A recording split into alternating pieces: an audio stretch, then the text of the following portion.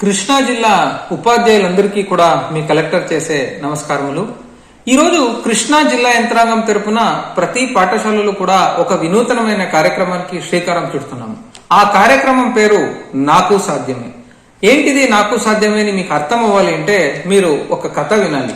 ఈ కథ తమిళనాడుకు చెందిన ప్రేమ్ గణపతి అనే ఒక సామాన్యుడి కథ.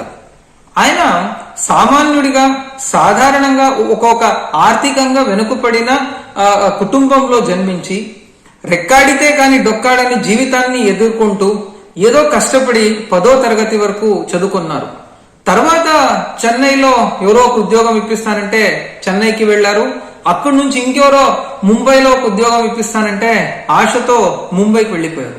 ముంబైలో ఉద్యోగం ఇప్పిస్తాను అని చెప్పిన మనిషి ముంబైకి వెళ్ళిన తర్వాత వీడికి మోసం చేశారు. మోసం చేసిన తర్వాత జేబులో డబ్బులు లేవు, తినేదానికి అన్నం లేదు, హిందీ కూడా రాదు, మరాఠీ కూడా రాదు. ఇలాంటి ప్రతికూల పరిస్థితుల్లో జీవితంలో నేనేమైనా సాధించాలి, నాకు సాధ్యమే అనే ఒక స్పిరిట్ తో ఆయన ముందడుగు వేశారు. మొట్టమొదటిగా ముంబైలో రైల్వే స్టేషన్ దగ్గర ఒక దోశ బండి ఏర్పాటు చేసుకున్నారు. తర్వాత 100 రకాల దోశలు చేసే స్టార్ట్ చేశారు. తర్వాత ముంబైలో ఒక మాల్లో దోశ సెంటర్ ఓపెన్ చేశారు. ఈ రోజు ఆయన ఓపెన్ చేసిన దోశ ప్లాజా అనే హోటల్ రెస్టారెంట్ చైన్లు దాదాపు 4 దేశంలో ఉన్నాయి. దాదాపు 45 సెంటర్లు ఉన్నాయి.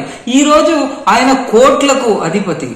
అంటే మనలాగే ఉంటూ మనలాగే సమస్యల్ని ఎదుర్కొంటూ అన్ని ప్రతికూల పరిస్థితులను కూడా అధిగమించి ప్రేమ్ గణపతి గారు విజయం సాధించినప్పుడు ఆ విజయం సాధించేది మనకు కూడా సాధ్యమే, నాకు కూడా సాధ్యమే అనే ఒక స్పిరిట్ ని అందరు పిల్లల్లో కూడాను పెట్టాలి అనే ఉద్దేశంతో నాకు సాధ్యమే కార్యక్రమం రూపొందించాను. నేనేమి ఇప్పుడు మీకు ప్రేమ్ గణపతి గారి కథ చెప్పాను, అలాగే దాదాపు ఒక 65 మంది సామాన్యులు అసామాన్యులుగా ఎదిగిన కథలు, సాహసగాథలు, విజయగాథల్ని ఒక బుక్ గా మేము ఏర్పాటు చేశాము.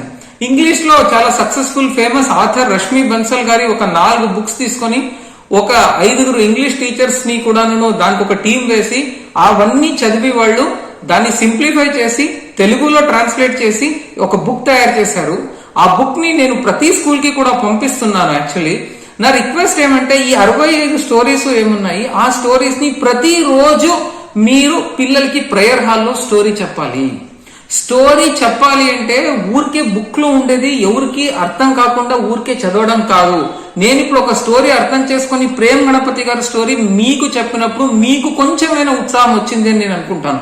అలాగే మనం ఇన్స్పైరింగ్ వేలో పిల్లలకి రోజు ప్రేయర్ హాల్లో ఒక స్టోరీ చెప్తూ ఉంటే ఒక 60 రోజులు 65 రోజుల్లో కొంతమంది పిల్లల్లో అయినా కూడా నేను సామాన్యుడిగా ఉన్నా కూడా నాకు కూడా అసామాన్యుడుగా ఎదిగేదానికి అవకాశాలు ఉన్నాయి, నాకు సాధ్యమైన స్పిరిట్ పిల్లలకు వస్తుంది.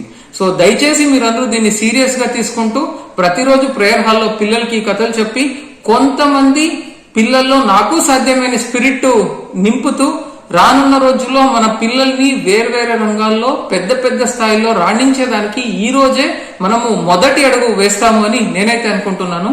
Thank you.